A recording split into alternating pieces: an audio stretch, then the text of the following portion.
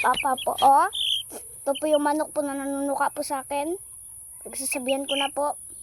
Ginaganto ko po siya para po tira po siya manuka. Ganito po. Sipain niya pa po ako pag ginanon ko. Antok-antukan pa po siya para ayaw ko po ko po siya sakalin. Kita mo yan? Mabablog ka niyan, no?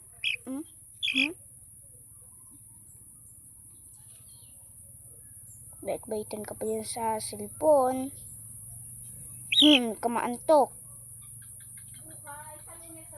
Isuot mo yung bagong sapatos mo, ha? Opo.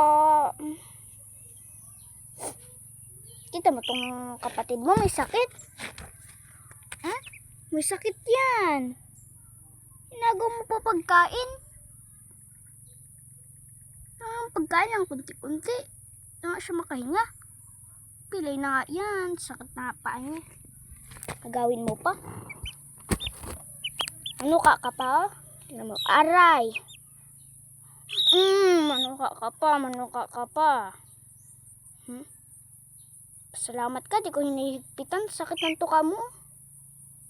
Sugat na nga. Sakit.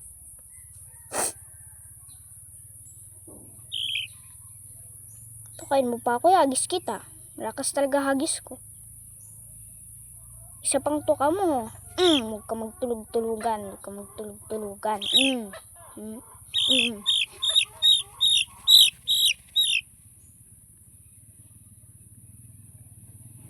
Mukha ka pa. Kitak sa vlog, oh. Kukulong ka niyan. So, makulong ka sa lalagyanan. Antukan ka pa. Tayo mata mo. Ayan. Pagalitan.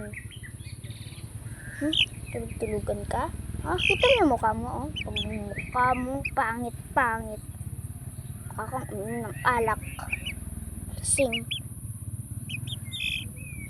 Tukain mo pa ako. Sige, tukain mo pa ako. Sasakalin talaga kita ng mahigpit na. Sumuhagis kita? Nasa vlog ko? Aray. Ano ka nga? Aray.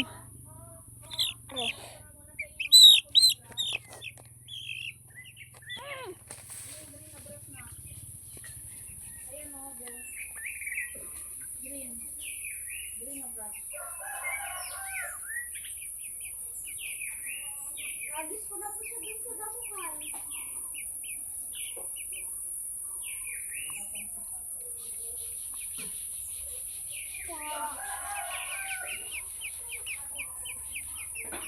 Sakit na. Tuka sa akin. Sakit.